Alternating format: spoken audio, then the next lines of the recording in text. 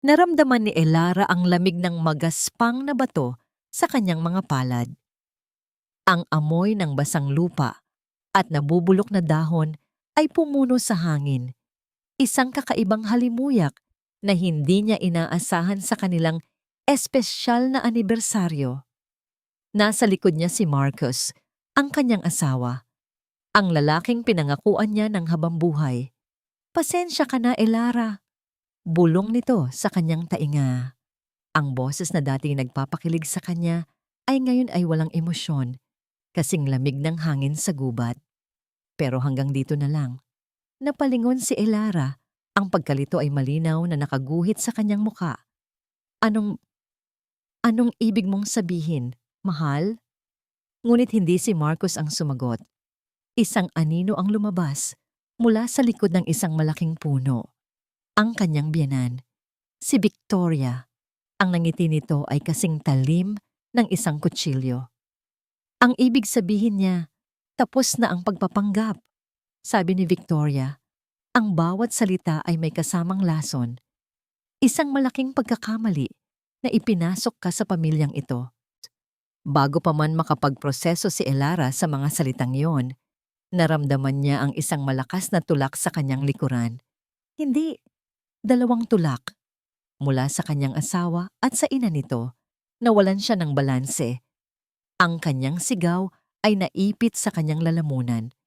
Ang tanging nakita niya ay ang unti-unting pagliit ng bilog na liwanag sa itaas habang nilalamon siya ng kadiliman. Bumagsak. Ang sakit ay dumating na parang kidlat. Tumama ang kanyang likod sa matigas na pader ng balon bago tuluyang bumagsak ang kanyang katawan sa mabatong lupa sa ilalim. Isang matinding kirot ang gumapang mula sa kanyang binti at naramdaman niya ang mainit na likido na dumadaloy mula sa kanyang ulo. Paano? Paano nangyari ito? Isang alaala ang biglang pumasok sa kanyang isipan. Ang araw ng kanilang kasal. Nakatayo siya sa altar, nakasuot ng puting bestida, habang papalapit si Marcus. Ang mga mata nito ay puno ng pagmamahal.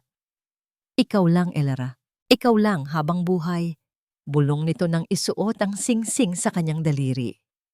Naalala niya ang yakap ni Victoria pagkatapos ng seremonya. "Welcome to the family, anak," sabi nito, na may ngiti sa mga labi. Isang kasinungalingan. Lahat ay isang malaking kasinungalingan. Isang matinding kirot sa kanyang binti ang pumutol sa kanyang alaala. Nagpabalik sa kanya sa malamig at malagim na realidad. Nakahiga siya sa ilalim ng isang lumang balon. Basag ang katawan at wasak ang puso. Sa itaas, narinig niya ang kanilang mga boses. "Sigurado ka bang walang makakakita sa atin dito?" Tanong ni Marcus, may bahid ng kaba sa boses. "Huwag kang mag-alala," sagot ni Victoria, kalmado at walang awa. "Walang pumupunta sa lumang bahaging ito ng gubat. Sa loob ng ilang araw, magiging pagkain na lang siya ng mga uod. Ipapalabas nating nagkaroon siya ng isang malungkot na aksidente." Narinig ni Elara ang papalayo nilang mga yabag. Ang tunog ng mga tuyong dahon na kanilang natatapakan ay parang paglibak sa kanyang kaawa-awang kalagayan. Iniwan siya. Iniwan siyang mamatay ng mga taong pinagkatiwalaan niya ng kanyang buhay at pag-ibig. Bakit? Hirap niyang ibinulong sa hangin. "Bakit, Marcus? Ibinigay ko sa iyo ang lahat." Sinubukan niyang gumalaw, ngunit isang napakatinding sakit ang muling kumalat sa kanyang binti, na nagpaigik sa kanya. Tumingala siya. Ang bibig ng balon ay isang maliit na bilog ng kulay abong langit. Isang paalala ng mundong hindi na niya muling makikita. Ang galit. Isang nag-aalab na galit ang nagsimulang pumalit sa sakit at pagkabigla. Galit sa kanilang kataksilan. Galit sa sarili niya dahil sa kanyang katangahan. Pero ang galit ay mabilis na naubos, pinalitan ng pagod at kawalan ng pag-asa. Nararamdaman niya ang unti-unting paglamig ng kanyang katawan. Ang kanyang hininga ay nagiging mababaw. Ang kanyang mga mata ay nagsimulang manlabo. Ang bilog ng liwanag sa itaas ay unti-unting naglaho. Ito na siguro ang katapusan, naisip niya. Ipinikit niya ang kanyang mga mata, handa nang tanggapin ang kanyang madilim na kapalaran. Ngunit sa gitna ng katahimikan ng kamatayan, may narinig siyang isang tunog. Isang kaluskos. Pagkatapos ay isang boses ng isang bata, manipis at puno ng pag-aalinlangan na nagmumula sa itaas. "Is there anyone down there?" Ang boses ay tila isang panaginip, isang hibla ng tunog sa bingi na katahimikan. "Is there anyone down there?" Sinubukan ni Elara na sumagot, ngunit tanging isang mahinang ungol ang lumabas sa kanyang mga labi. Ang sakit sa kanyang katawan ay parang mga tinik na tumutusok sa bawat himaymay ng kanyang laman. Pinilit niyang muli, ginamit niya ang lahat ng natitirang lakas. Tululong. Narinig niya ang muling kaluskos sa itaas. Pagkaraan ng ilang sandali, isang ulo ang sumilip mula sa bibig ng balon. Isang bata. Isang batang lalaki na siguro ay hindi lalagpas ng 10 taong gulang. Magulo ang buhok at may bahid ng dumi sa pisngi. Ang mga mata nito ay malaki at puno ng pag-aalala.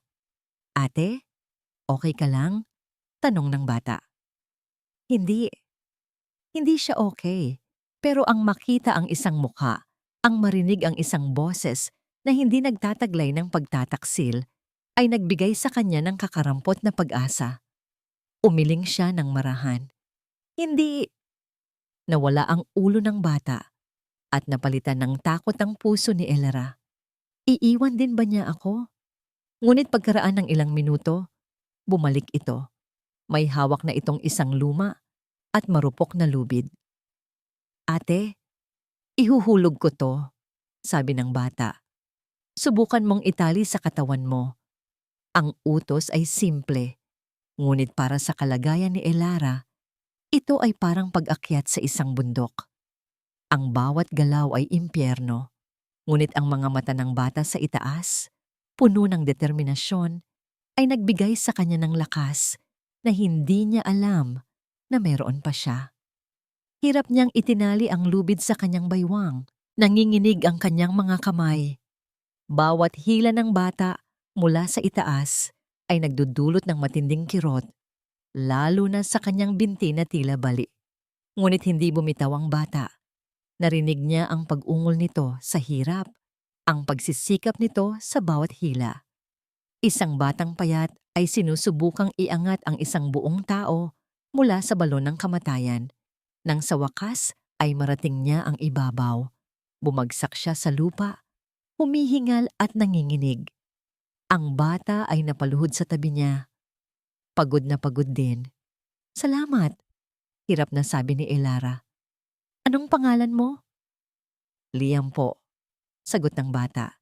Tinulungan siya ni Liam na tumayo, o mas tamang sabihin, inalalayan siya habang naglalakad sila sa masukal na gubat. Dinala siya nito sa isang maliit na kubo na gawa sa mga pinagtagpi-tagping yero at kahoy.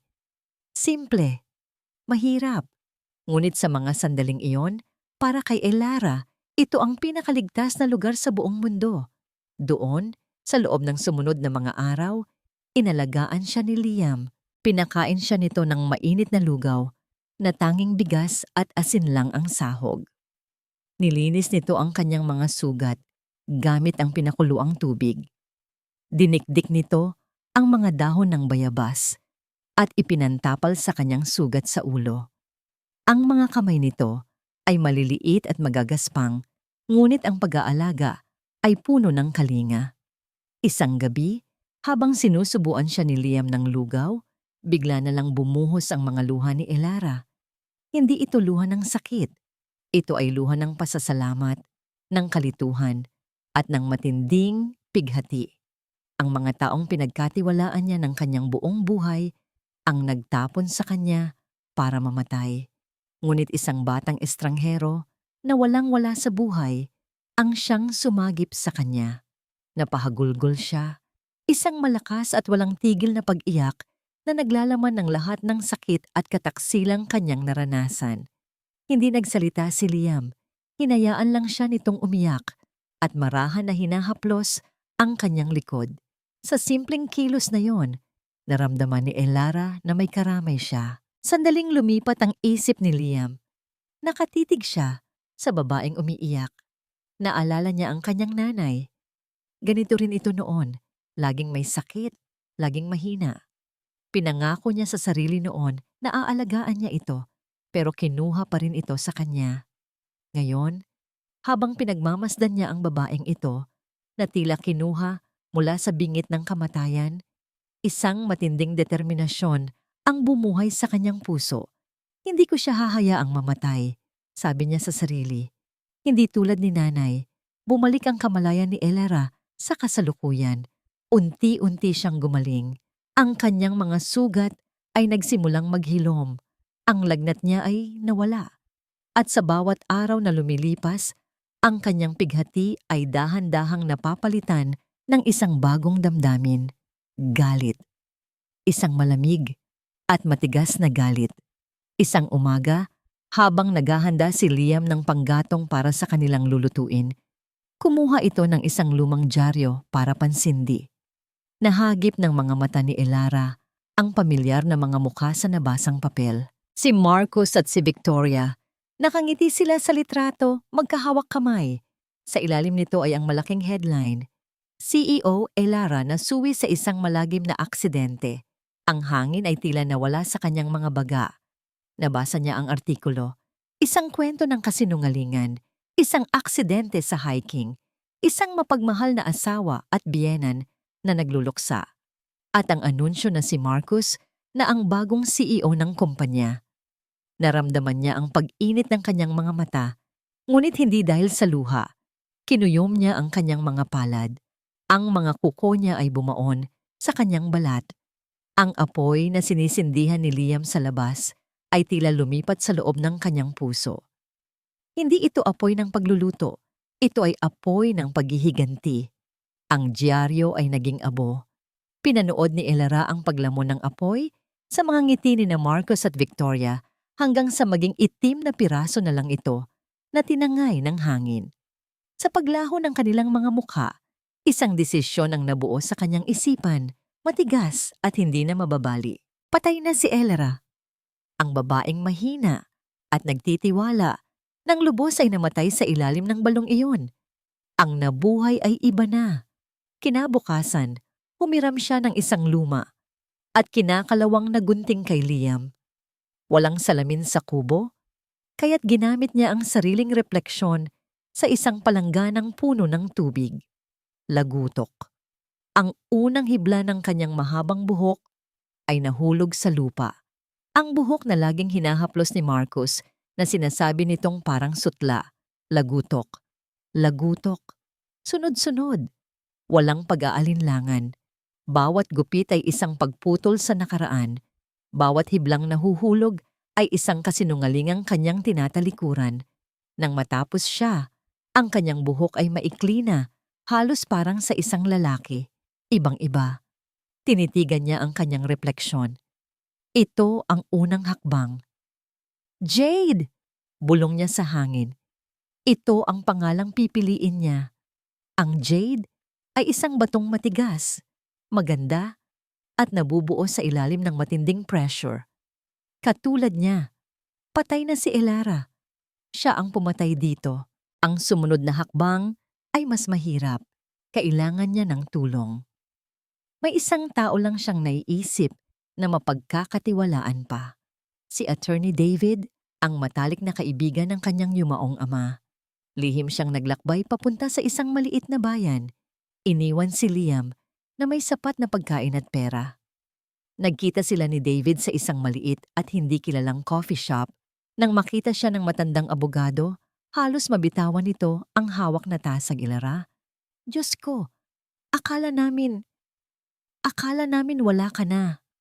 Wala na nga po si Elara. Tito David, sagot niya. Ang boses ay kalmado, ngunit malamig. Nakaharap ninyo ngayon si Jade. Ikinuwento niya ang lahat. Ang pagtataksil, ang balon, ang pagsagip ni Liam. Habang nagsasalita siya, ang mukha ni David ay nagbago mula sa pagkabigla papunta sa awa at nagtapos sa matinding galit. Walang hiya sila, sabi ni David. Nanginginig ang mga kamay sa galit. Anong kailangan mo sa akin, iha? Sabihin mo lang. Kahit ano. Kailangan ko ng bagong pagkatao. Isang bagong resume, bagong mga papeles. Kailangan kong makapasok muli sa sarili kong kumpanya. Paliwanag ni Jade. Kailangan kong kunin ang sa akin. Naintindihan agad ni David. Sa loob ng isang linggo, gamit ang kanyang mga koneksyon, nilikha nila si Jade. Isang matalinong babae mula sa probinsya, nagtapos ng may karangalan sa isang hindi gaanong kilalang unibersidad at may sapat na karanasan para mag-apply sa isang entry-level position sa marketing department. Bago ang araw ng kanyang pag-alis, bumalik si Jade sa kubo ni Liam. Niyakap niya ang bata ng mahigpit. Liam, kailangan ko nang umalis, malumanay niyang sabi. Nakita niya ang lungkot sa mga mata ng bata. Iiwan mo na po ako, Ate Jade? Umiling si Jade at hinawakan ang mukha nito. Hindi, babalikan kita. Pangako yan. Iniabot niya kay Liam ang isang maliit na cellphone at isang sobrang puno ng pera. Gamitin mo to para tawagan ako. Huwag kang magpapakita kahit kanino. Manatili ka lang dito. Babalikan kita at bubuo tayo ng bagong buhay. Okay? Tumango ang bata at niyakap siya ng mahigpit. Mag-iingat ka po, ate. Ang yakap na yon ang nagbigay sa kanya ng huling lakas na kailangan niya. Kinabukasan, nakatayo na si Jade sa harap ng naglalakihang gusali ng kanyang kumpanya, ang Legacy Corp, ang pangalang ipinundar ng kanyang ama. Ngayon, nasa kamay na ito ng mga traidor. Huminga siya ng malalim. Ang kaba ay kumakalat sa kanyang dibdib, ngunit tinabunan ito ng determinasyon para sa kanyang pamilya, para kay Liam, para sa hustisya. Naglakad siya papasok. Ang mga security guard na dati bumabati sa kanya ay hindi siya pinansin. Isa lang siyang ordinaryong aplikante sa kanilang mga mata. Sumakay siya sa elevator, diretso sa pinakamataas na palapag, kung saan gaganapin ang final interview. Ang bawat hakbang sa pasilyo ay pamilyar, ngunit ngayon ay nararamdaman niyang dayuhan siya. Binuksan niya ang pinto ng opisina. Ang silid ay malaki, na may malawak na bintanang tanaw ang buong syudad. Isang lalaki ang nakaupo sa isang malaking leather chair, nakatalikod sa kanya. Maupo ka, Miss Jade, sabi ng isang pamilyar na boses. Dahan-dahang umikot ang upuan. Ang puso ni Jade ay tila huminto sa pagtibok. Ang hangin ay biglang nanlamig. Nasa harapan niya ang lalaking pumatay sa kanya, si Marcus, at sa mga mata nito wala siyang nakitang pagkilala. Tanging kuryosidad at interes lamang sa bagong aplikante na nasa harapan niya. Walang emosyon ang mukha ni Jade habang nakatingin kay Marcus. Sa loob-loob niya, isang bagyo ng galit ang nagwawala. Ngunit sa labas, siya ay kalmado. Pinag-aralan. Good morning, sir. Bati niya. Ang kanyang boses ay matatag at profesional. Tinitigan siya ni Marcus. Isang mahabang sandali ng pagsusuri. Naramdaman ni Jade na kumuyom ang kanyang kamao sa ilalim ng mesa. Bawat segundo ay parang isang oras. Nakikilala niya ba ako? Ngunit pagkatapos, ngumiti si Marcus. Isang ngiting pang negosyo walang init. Your resume is impressive, Jade. Pero sabihin mo sa akin, bakit dapat kitang kunin? Ang daming aplikante mula sa malalaking unibersidad. Huminga ng malalim si Jade. Ito na yon. Dahil hindi ako takot magkamali, sir. Simula niya. Nabasa ko ang tungkol sa Starlight Project ninyo 2 years ago. Isang malaking failure.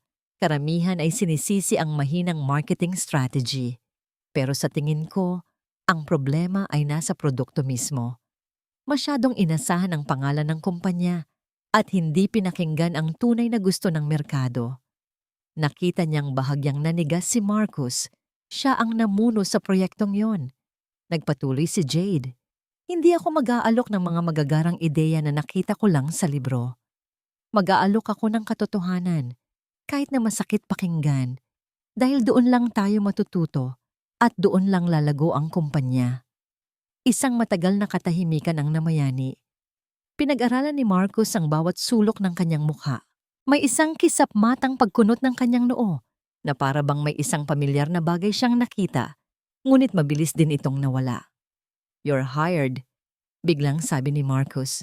"Magsimula ka bukas. Welcome to Legacy Corp." Ganoon lang kabilis. Naging isang anino si Jade sa loob ng opisina. Ginawa niya ang kanyang trabaho ng maayos at tahimik. Nakayuko, nakatutok sa computer, halos hindi napapansin. Ngunit ang kanyang mga mata at tainga ay laging bukas. Isang gabi, nag-overtime siya. Papalabas na sana siya ng opisina nang marinig niya ang boses ni Marcus mula sa kanyang silid. Hindi sarado ang pinto.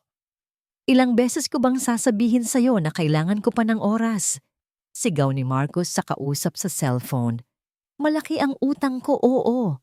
Pero mababayaran din kita kapag nakuha ko na ang buong kontrol. Huwag mo akong tinatakot." Nagtago si Jade sa likod ng isang haligi. Utang? Isang bagong piraso ng puzzle. Ang pagtataksil pala ay hindi lang dahil sa purong kasakiman. May kasama itong desperasyon. Kinabukasan, habang kumukuha siya ng kape sa pantry, isang matandang babae ang lumapit sa kanya. Si Manang Celia, ang matagal ng sekretarya ng kanyang ama. "Iha," sabi nito, "pwede ba kitang makausap saglit?" Dinala siya ni Manang Celia sa isang tagong sulok. "Hindi ko alam kung sino ka talaga," bulong nito, nanginginig ang boses. "Pero ang paraan mo ng pagtimpla ng kape, ganyan-ganyan si Ma'am Elra." Nanlamig si Jade. Isang pagkakamali, isang maliit na detalye na maaaring maging sanhi ng kanyang pagbagsak. Akmang itatanggi niya ito, ngunit nakita niya ang katapatan sa mga mata ng matanda. Isang katapatan sa kanyang ama at sa kanya. Dahan-dahan, inilagay ni Jade ang kanyang daliri sa kanyang mga labi. Isang hiling ng katahimikan.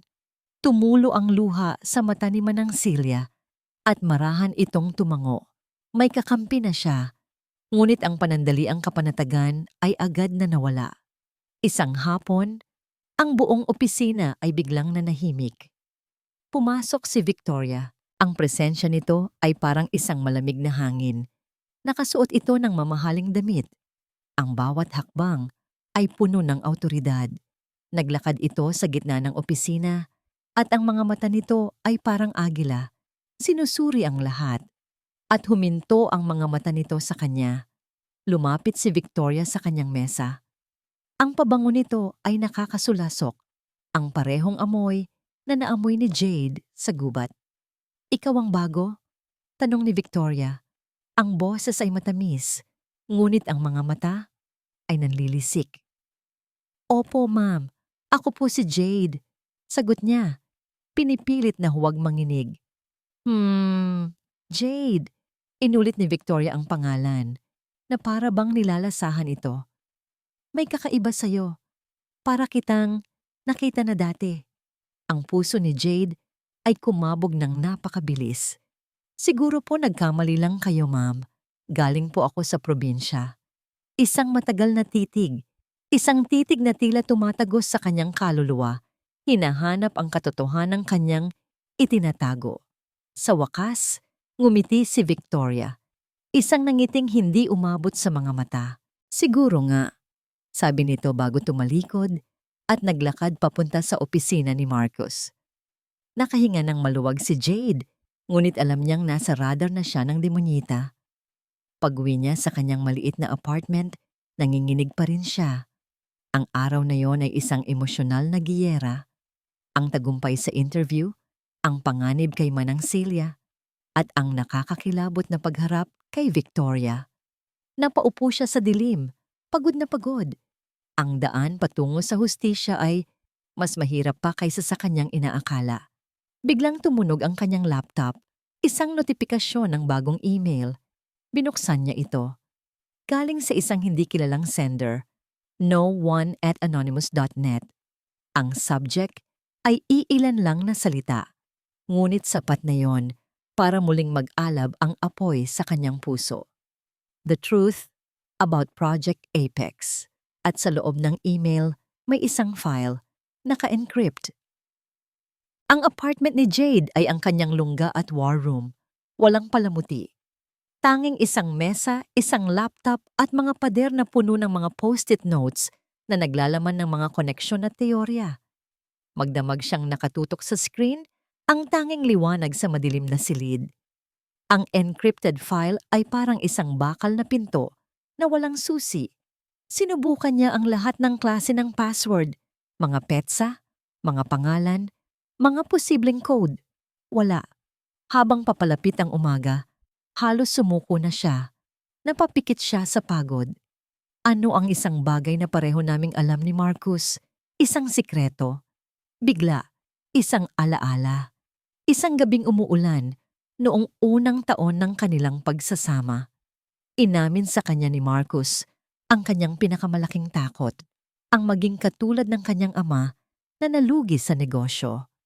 Ang pangalan ng unang negosyo ng ama nito ay Apex Trading. Dahan-dahan, tinipa niya ang password, APEX1988, ang taon kung kailan ito nalugi.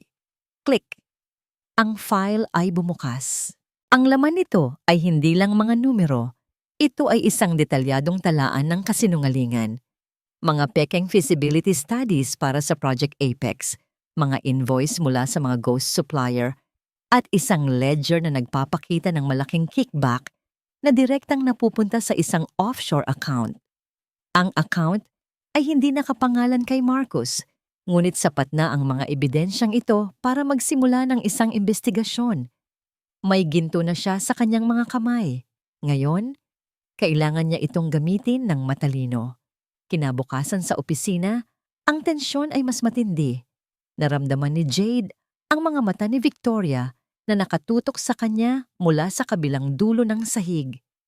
Tila isang ahas na naghihintay ng tamang oras para tumuklaw. At dumating nga ang pagkakataon. "Jade!" tawag ni Victoria. Ang boses ay sapat na malakas para marinig ng lahat sa paligid. "Ipagtimpla mo nga ako ng kape." Isang utos na hindi nararapat sa posisyon ni Jade, isang malinaw na pagpapahiya. Tumayo si Jade nang walang reklamo. "Ano po ang gusto ninyo, ma'am?" tanong niya. Ngumiti si Victoria. Gaya ng dati. Black, 2 kutsarang asukal, at isang patak lang ng gatas. Siguraduhin mong mainit. Nanigas si Jade. Ganoong-ganon ang timpla ng kape ni Marcus. Ang timplang laging siya lang ang gumagawa noon. Ito ay isang pagsubok, isang bitag. Hindi siya nagpahalata. "Pasensya na po, ma'am," sagot niya ng may propesyonal na ngiti. "Tatanungin ko na lang po ang sekretarya ni Sir Marcus para makuha ko ng eksakto ang gusto ninyo. Ayoko pong magkamali."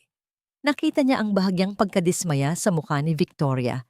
Inaasahan nitong magkakamali siya o aaminin niyang alam niya ang timpla. Ngunit ang kanyang sagot ay perpekto, mahusay at ligtas. Sige," sabi na lang ni Victoria at tumalikod. Mula sa kanyang opisina, pinapanood ni Marcos ang lahat. May kung anong kaba siyang naramdaman. Ang talino ni Jade, ang paraan nito ng pagsagot, nang hindi natitinag sa ilalim ng pressure, para siyang nakakakita ng multo. Ang multo ng talino at tapang na minsan niyang hinangaan at kinamuhian kay Elara. Imposible, sabi niya sa sarili. Iwinawaglit ang ideya. Namatay na siya. Ngunit ang pakiramdam ng pagiging pamilyar ay hindi nawala. Nang gabing iyon, maingat na kumilos si Jade. Nagtungo siya sa isang maliit na kapihan sa isang sulok ng Maynila. Doon, naghihintay sa kanya si Mr. Gomez, isa sa mga pinakamatandang miyembro ng board at matalik na kaibigan ng kanyang ama. "Jade, delikado ang ginagawa mo," sabi agad ng matanda. "Mas delikado po kung hahayaan natin silang sirain ang itinayo ni Papa," sagot niya, at inabot ang isang maliit na USB drive. "Nandyan po ang lahat ng nahanap ko tungkol sa Project Apex. Simula pa lang po iyan. Kinuha ni Mr. Gomez ang drive, ang kanyang mukha ay puno ng pag-aalala. Mag-iingat ka, iha. Si Victoria ay hindi isang simpleng kalaban. Samantala, sa loob ng kanyang mamahaling sasakyan, galit na kausap ni Victoria ang isang private investigator sa telepono. Anong nalaman mo sa Jade na yan? Tanong niya. Ma'am, ayon sa address na ibinigay niya, nakatira siya sa isang maliit na eskinita sa Tondo. Sagot ng investigador, isang lugar na mahirap. Isang ngisi ang gumuhit sa mga labi ni Victoria. Iyon na, ang pirasong hindi tugma. Isang babaeng kasing talino at kasing ganda ni Jade na nagmula sa isang lugar ng mga basura? Imposible. Isang malaking kasinungalingan. Magaling, sabi ni Victoria. Ang boses ay puno ng tagumpay. Huwag mo na siyang sundan. Ako na ang bahala. Ibinaba niya ang telepono at sinabi sa kanyang driver, alam mo ba kung saan ang Tondo? Maghanda ka. May bibisitahin tayo bukas. Gusto niyang makita mismo ang kasinungalingan. Gusto niyang huliin ang daga sa sarili nitong lungga. Ang araw ng board meeting ay parang isang bomba na may umaandar na orasan. Si Jade ay nakaupo sa kanyang mesa, kunwari abala sa mga papeles. Ngunit ang bawat himaymay ng kanyang nerbiyos ay nakatutok sa nakasaradong pinto ng conference room. Sa loob ng silid na yon, inilalatag ni Mr. Gomez ang mga ebidensyang ibinigay niya. Ang mga pekeng invoice, ang mga kaduda-dudang transaksyon. Ang paghihintay ay isang uri ng torture. Pagkaraan ng halos 2 oras, bumukas ang pinto. Unang lumabas ang ibang miyembro ng board, ang kanilang mga mukha ay seryoso at hindi mabasa. Sumunod si Mr. Gomez. Nang dumaan ito sa tapat ng mesa ni Jade, hindi ito lumingon, ngunit nagbigay ito ng isang halos hindi mapansing tango. Isang tango ng tagumpay. Naramdaman ni Jade ang pagbuga ng hangin na hindi niya namalayang pinipigilan niya. Ito ang unang hakbang, ang unang pagbagsak ni Marcus. Pagkatapos, si Marcus naman ang lumabas, kasunod si Victoria. Pula ang mukha ni Marcus sa galit at pagkapahiya. Si Victoria naman ay tila isang estatwa ng yelo, ngunit ang mga mata nito ay nag-aapoy. Dire-diretso silang pumasok sa opisina ni Marcus at malakas na isinara ang pinto. Naghintay si Jade ng ilang minuto bago tumayo. Nagkunwaring pupunta sa pantry. Dahan-dahan siyang naglakad malapit sa opisina ni Marcus. Ang pinto ay hindi ganap na nakasara. May isang maliit na siwang. At mula sa siwang na yon, narinig niya ang kanilang nag-aalab na pagtatalo. Katangahan mo! Sigaw ni Victoria. Ang boses ay mababa, ngunit puno ng bagsik. Paano nila nalaman ang tungkol sa mga supplier na yon? Sinabi ko na sa'yo na mag-ingat ka. Hindi ko alam, sagot ni Marcus. Ang boses ay nanginginig sa pagkasuklam at takot. Sinunod ko lang ang lahat ng sinabi ninyo. Ginawa ko ang lahat para makuha ang kumpanyang ito. At ngayon, dahil sa kapabayaan mo, baka mawala pa sa atin ang lahat. Huwag kang mag-alala, Mama, sabi ni Marcus. Desperadong pinapakalma ang ina. Nakausap ko na si Mr. Sterling. Siya na ang bahala sa lahat. Hindi niya tayo pababayaan. Sa pagkarinig ng pangalang iyon, ang mundo ni Jade ay tila huminto sa pag-ikot. Ang dugo ay nawala sa kanyang mukha. Naramdaman niya ang panlalamig na gumapang sa kanyang buong katawan, mas malamig pa kaysa sa ilalim ng balon. Mr. Sterling, si Tito Sterling, ang pinakamatalik na kaibigan ng kanyang ama. Ang taong tumayong parang pangalawang ama sa kanya noong namatay ang kanyang mga magulang. Ang taong pinagkatiwalaan niya ng ebidensya. Hindi. Imposible. Napahawak siya sa pader para suportahan ang sarili. Ang kanyang plano, ang kanyang buong estratehiya ay nakasalalay sa pagtitiwala niya kay Mr. Gomez at sa suporta ng mga board members na tapat sa kanyang ama, tulad ni Mr. Sterling. Ngayon, naintindihan na niya. Ang pagtataksil ay mas malalim at mas madilim kaysa sa kanyang inaakala. Hindi lang ito tungkol sa kasakiman ng kanyang asawa at biyenan. Isa itong sabwatan. At siya, sa kanyang pagtitiwala, ay naglakad diretso sa lungga ng mga ahas. Ang tagumpay na naramdaman niya kanina ay naging abo sa kanyang bibig. Hindi pala siya ang nag-iisip na mananalo. Isa lang siyang piyesa sa mas malaking laro na hindi niya naiintindihan. Dahan-dahan siyang bumalik sa kanyang mesa. Ang kanyang mga tuhod ay nanginginig. Umupo siya, nakatitig sa kawalan. Ano ang gagawin niya ngayon? Sino pa ang pwede niyang pagkatiwalaan?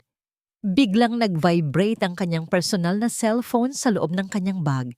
Kinuha niya ito. Unknown number. Nanginginig ang kamay niya nang sagutin niya ito. Hello? Isang boses ang sumagot mula sa kabilang linya. Isang boses na kalmado, makapangyarihan, at lubos niyang kilala. Jade, sabi ng boses. O mas maganda sigurong sabihin, Elara? Nanigas si Jade, ang boses ni Mr. Sterling. Alam kong ikaw ang nasa likod ng lahat ng ito. Nagpatuloy ang boses, walang bahid ng emosyon. Magaling, namana mo talaga ang talino ng iyong ama, pero hanggang dito na lang ang laro mo. Magkita tayo, may kailangan tayong pag-usapan. Araw-araw, binibisita ni Liam ang balon. Hindi na siya takot dito. Para sa kanya, hindi ito isang balon ng kamatayan, kundi isang balon ng pag-asa. Dito niya natagpuan si Ate Jade. Umupo siya sa gilid nito, hinihintay ang pagbabalik niya, gaya ng ipinangako nito. Isang hapon, habang papalubog na ang araw at kulay kahel na ang langit, isang anino ang tumakip sa kanya. Tumingala siya. Si Ate Jade. Pero iba na ito. Ang dating determinasyon sa mga mata nito ay napalitan ng pag-aalala, halos takot. Ang kanyang kilos ay mabilis at hindi mapakali. Liam, sabi nito, ang boses ay bahagyang nanginginig. Kailangan na nating umalis. Ngayon na. Hindi siya nagtanong. Nakita niya sa mukha nito na may panganib. Tumango lang siya at kinuha ang maliit na bag na naglalaman ng lahat ng kanyang ari-arian. Isang lumang damit, isang sira-sirang laruan, at ang kwintas na may kakaibang bato. Ang tanging alaala mula sa kanyang mga magulang. Sasama ka sa akin, sabi ni Jade.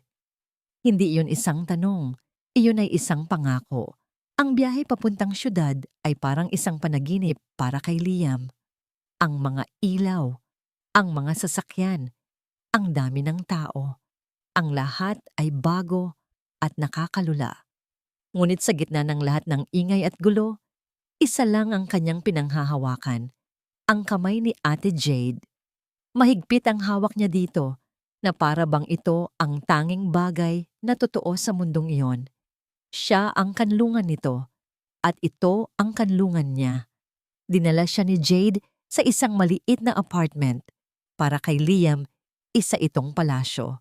May kuryente, may malambot na kama, may gripo na may tumutulong tubig. Ngunit hindi ang mga bagay na yon ang mahalaga. Ang mahalaga ay kasama niya si Ate Jade. Ligtas sila. O iyon ang akala niya. Kinabukasan, habang tinutulungan niyang mag-ayos ng mga gamit si Jade, may isang kahon na nahulog. Nagkalat ang laman nito, mga lumang litrato. Pasensya na po, sabi niya, at nagsimulang pulutin ang mga ito. Isang litrato ang nakakuha ng kanyang pansin. Isang lalaking nakangiti, nakamukhang kamukha ni Ate Jade. Siguro ama nito. May kasama itong isa pang lalaki, matangkad at mukhang mabait din. Ngunit hindi ang mga mukha nila ang nagpatigil sa kanyang paghinga. Ito ay ang kwintas na suot ng kasama ng ama ni Ate Jade. Kinapa niya ang sariling leeg, ang kwintas, ang bato, ang kakaibang disenyo ng pilak na nakapalibot dito. Imposible, dali-dali niyang inilabas ang sariling kwintas mula sa ilalim ng kanyang damit. Itinapat niya ito sa litrato. Ang kanyang puso ay nagsimulang tumibok ng napakabilis. Hindi lang ito magkatulad. Ito ay parehong-pareho.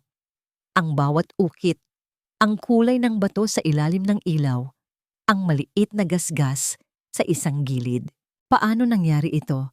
Sino ang lalaking ito na kasama ng ama ni Ate Jade? At bakit suot nito ang kwintas na sinabi ng kanyang nanay na nag-iisa lang sa buong mundo? Tumingin siya kay Jade. Nakatulog na pala ito sa silya. Ang mukha ay pagod na pagod. May mga bakas pa ng tuyong luha sa kanyang pisngi.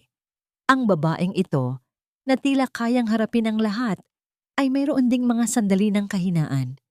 Sasabihin ko ba sa kanya? Tanong ni Liam sa sarili. Umiling siya. Hindi. Hindi ngayon. Pagod na pagod si Ate Jade. Ang kailangan niya ngayon ay pahinga. Hindi isa pang problema. Dahan-dahan niyang itinago ang litrato sa kanyang bulsa. Ito ay isang sikretong sa kanya muna. Tumayo siya at lumapit sa natutulog na si Jade. Tiningnan niya ang payat nitong mga balikat. Ang mga kamay nitong puno ng maliliit na gasgas mula sa pagsubok na pinagdaanan nito. Mula sa isang batang natatakot sa lahat ng bagay, ngayon ay nararamdaman niya ang isang bagong lakas. Isang responsibilidad. Ako ang magiging tagapagtanggol niya. Kinuha niya ang kumot mula sa sofa at dahan-dahang ikinubli si Jade. Maingat niyang inayos ang buhok nito na nahulog sa mukha. Sa sandaling iyon, hindi ito ang matapang na Jade na pumapasok sa kumpanya ng mga buhaya. Ito ay si Elara, ang babaeng natagpuan niyang halos patay na nangangailangan ng proteksyon. Pinagmasdan niya ang tahimik na paghinga ni Jade. Ang mga ilaw sa labas ng bintana ay kumikislap na para bang mga bituin na bumaba sa lupa. Naglakad siya papalapit sa bintana. Tinitigan ang magulong syudad. Bigla, may narinig siyang tunog. Isang kaluskos mula sa labas ng pinto. Isang anino ang dumaan sa maliit na siwang sa ilalim ng pinto. Nanindig ang balahibo ni Liam. Hindi ito ang tunog ng hangin. Hindi ito tunog ng pusa. Isang tao. Dahan-dahan, lumapit siya sa pinto. Pinilit na hindi gumawa ng ingay. Tumingin siya sa peephole, isang lalaki.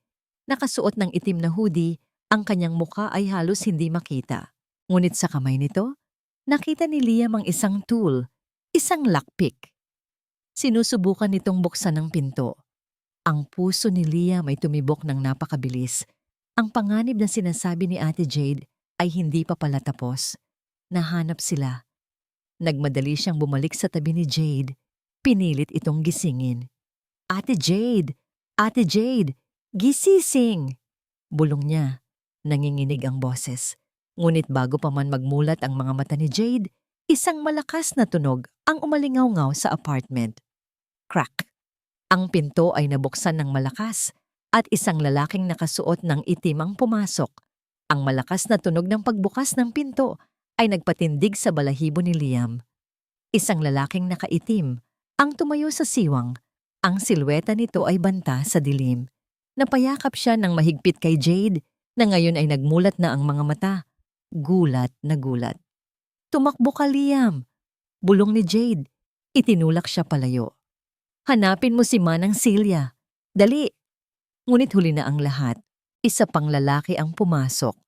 At mabilis nilang hinarang ang tanging labasan. Ano ang kailangan ninyo? Tanong ni Jade. Pilit na pinapanatiling matatag ang boses habang inilalagay si Liam sa kanyang likuran. Ang mga papeles, Jade, sabi ng isa sa mga lalaki. Ang boses ay magaspang. Alam naming nasa'yo. Ibigay mo na lang at walang masasaktan. Naalala ni Jade ang USB drive, ang ebidensya laban kay Marcus at Mr. Sterling. Nasa isang tagong compartment yon sa kanyang laptop bag. Kung makuha nila yon, nagkaroon ng mabilis na pagpapalitan ng sulyap sina Jade at Liam. Naiintindihan ni Liam. Sa isang iglap, habang lumalapit ang mga lalaki, sinunggaban ni Jade ang vase sa tabi niya at ibinato sa kanila. Gumawa ito ng ingay at sa pagkakagulo, itinulak niya si Liam patungo sa likod ng apartment. kung saan naroon ang maliit na bintana. "Tumalon ka, Liam! Tumakbo ka!" Sigaw niya. Napakaliit ng bintana at napakataas ng pinagkukutaan ng apartment. Ngunit hindi nag-atubili si Liam. Para kay Ate Jade, gagawin niya ang lahat. Binuksan niya ang bintana at sa isang mabilis na kilos, tumalon siya. Narinig ni Jade ang tunog ng kanyang pagbagsak, kasunod ang tunog ng kanyang pagtakbo palayo. Ligtas siya. "Walang hiya!" Sigaw ng mga lalaki. "Habol! Ang bata!" Naiwan si Jade sa apartment. Nakikipagbuno sa dalawang lalaki. Sinubukan niyang ipagtanggol ang kanyang sarili. Ngunit labis ang dami at lakas nila. Hindi nagtagal. Nakita niya ang kanyang laptop bag na sinunggaban ng isa sa kanila. "Nakuha namin!" Sigaw ng isa. "Sige, alis na tayo." Bago sila umalis, siniguro nilang guluhin ang buong apartment na para bang may naghahanap ng isang bagay. Tumilapon si Jade sa isang sulok, basag ang labi at masakit ang katawan. Ngunit ang sakit sa kanyang puso ay mas matindi. Nawala ang ebidensya, nawala ang kanyang alas. Kinabukasan, habang nagpapagaling pa si Jade sa kanyang mga sugat, isang tawag ang kanyang natanggap mula sa Human Resources ng Legacy Corp. "Miss Jade, ipagpaumanhin ninyo, ngunit mayroong seryosong akusasyon laban sa inyo," sabi ng boses. "Mayroon daw kayong ginawang paglabag sa confidentiality agreement ng kumpanya. May nagsumbong na naglilabas daw kayo ng sensitibong impormasyon sa mga kalaban ng kumpanya." Nanlamig si Jade. "Iyon ay isang kasinungalingan. Mayroon po kaming mga ebidensya, Miss Jade. Sadyang nakarecord ang mga pag-uusap ninyo." Patuloy ng HR.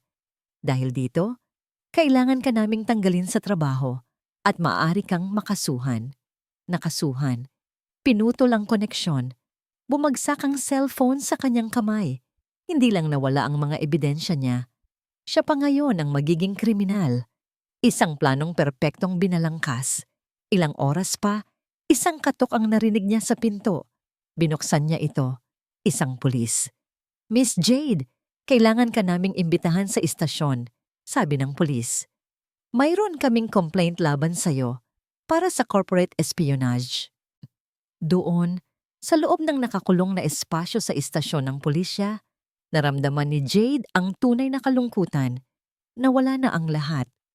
Ang kumpanya, ang kanyang pangalan, ang hustisya na kanyang hinahabol. Naisip niya si Liam. Ligtas kaya ang bata?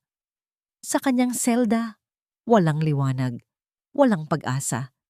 Tuluyan na siyang nawalan ng pag-asa. Ngunit kinagabihan, habang nakaupo siya sa dilim, biglang may kumatok ng mahina sa barandilya ng selda. Tumingin siya. Si Liam. Ang kanyang muka ay may mga galos at ang kanyang damit ay punit-punit. Ngunit ang mga mata nito ay puno ng determinasyon. Nakita ni Jade ang isang bagay sa kamay ng bata. Isang litrato. "Ate Jade," bulong ni Liam at inabot sa kanya ang larawan. "Tignan mo to. Nahanap ko nung naglilinis ako. Si papa mo. At isang lalaking mukhang bako." Tinitigan ni Jade ang litrato. Ang kanyang ama, nakangiti. At sa tabi nito, isang lalaking may pamilyar na kwintas. Ang kwintas na lagi niyang nakikita kay Liam. Ang kanyang puso ay biglang tumibok ng napakabilis. Isang koneksyon. Isang huling hibla ng pag-asa. Ang litrato sa kamay ni Jade ay parang isang susi na biglang nagbukas ng isang nakasarang pinto sa kanyang isipan. Ang lalaking nakangiti sa tabi ng kanyang ama na may kwintas na kahawig ng kay Liam. Ang kanyang ama ay may matalik na kaibigan at business partner noon. Isang lalaking biglang nawala pagkatapos ng isang aksidente kasama ang kanyang batang anak. Isang aksidenteng sinasabing kinasangkutan ni Mr. Sterling. Hindi lang ito pagkakahawig. "Liam," sabi ni Jade. Ang boses ay nanginginig sa pagkabigla at pag-asa. "Sino ang lalaking yan?" "Si Papa po," sagot ni Liam. Ang mga mata ay puno ng pagkalito. Ang kwintas! Ito po ang tanging naiwan niya sa akin. Dahil sa mga salita ni Liam, nagkaroon ng malaking koneksyon sa isipan ni Jade. Ang mga nawawalang partner ng kanyang ama, ang aksidente, ang paglaho ng anak, at ang pagdating ni Mr. Sterling sa board ng Legacy Corp na tila mula sa wala. Ilang linggo pagkatapos ng insidente. Hindi lang ito basta litrato, Liam. Bulong ni Jade. Ito ang ating huling alas. Agad siyang humingi ng tawag sa kanyang abogado. Si Attorney David ay muling nagulat nang marinig ang tawag ni Jade mula sa presinto. Ngunit nang marinig niya ang tungkol sa litrato at sa kwintas ni Liam, nagbago ang lahat.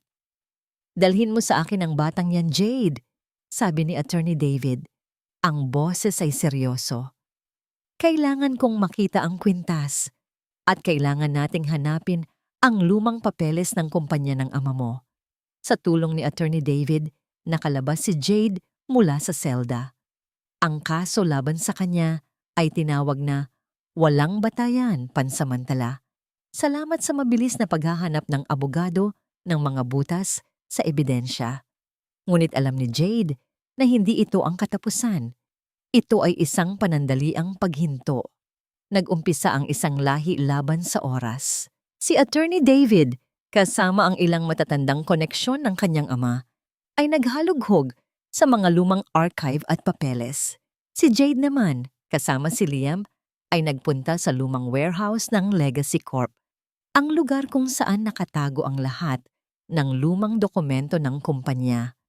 Sa gitna ng alikabok at mga lumang kahon, natagpuan nila ang isang file. Ang file ng Sterling Corp Partnership. At sa loob nito, ang isang lumang dokumento. Isang last will and testament. Ang ama ni Liam ay hindi lang isang business partner ng ama ni Jade. Siya ay may-ari ng isang malaking bahagi ng Legacy Corp. Ang bahaging iyon ay pinamamahalaan ni Mr. Sterling bilang isang trustee na dapat sanang ibigay kay Liam kapag umabot na ito sa tamang edad. Ngunit itinago ito ni Mr. Sterling at ginamit ang kapangyarihan para makisabwat kina Marcus at Victoria. Si Liam, ang batang inakala nilang isang simpleng ulila, ay ang legal na tagapagmana ng isang malaking bahagi ng kumpanya. Nang malaman ni Liam ang katotohanan, hindi siya nainggit sa kayamanan. Ang nakita niya ay ang katarungan. Ang kanyang ama ay pinagtaksilan din tulad ni Ate Jade. At ngayon, siya ang magiging instrumento para maibalik ang katarungan. Mula sa isang batang takot at mahiyain, nakita ni Jade ang pagbabago kay Liam. Ang kanyang mga mata ay nagkaroon ng bagong kislap, ang kanyang tindig ay naging matatag. Hindi na siya ang bata na naglilimos sa lansangan. Siya ay si Liam, ang tagapagmana ng isang bahagi ng Legacy Corp at ang karami ni Jade. Ang huling board meeting ay itinakda. Ito ang magiging showdown. Sa araw ng meeting, nakatayo si Jade sa labas ng conference room, katabi si Liam at si Attorney David. Ang kanyang puso ay kumakabog, ngunit hindi na sa takot. Ito ay sa kaguluhan ng digmaan na malapit nang magsimula. Dumating sina Marcus, Victoria, at Mr. Sterling. Ang kanilang mga mukha ay puno ng kumpiyansa na para bang sila na ang nagwagi.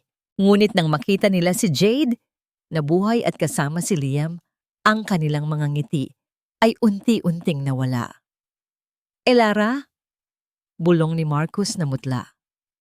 Imposible. Sigaw ni Victoria, ang kanyang boses ay tila isang matalim na dagok. Naglakad sila papasok. Ang buong board ay naroon, naghihintay. Sinundan sila ni na Jade. Nakita niya ang pagkabigla sa mga mukha ng ibang miyembro ng board. Ngunit hindi siya lumingon sa kanila. Ang kanyang mga mata ay nakatitig kina Marcus, Victoria, at Mr. Sterling. Pinunasan niya ang kanyang mga luha na hindi niya alam na umagos na pala. Umupo ang chairman ng board sa gitna ng mesa. Magandang umaga sa lahat, sabi nito. Ang boses ay malakas. Ngayon, magsisimula na ang ating board meeting. Ngunit bago pa man ito makapagpatuloy, Binuksan ni Attorney David ang pinto. "Pasensya na po, Mr. Chairman," sabi ni Attorney David. "Ngunit mayroong isang espesyal na guest na gustong magsalita sa ating board meeting." Lahat ng mata ay napunta sa pinto. Dahan-dahang lumakad si Jade papasok. Ang kanyang buhok ay maikli. Ang kanyang suot ay simple ngunit elegante. At ang kanyang mga mata ay nagliliyab sa apoy ng hustisya.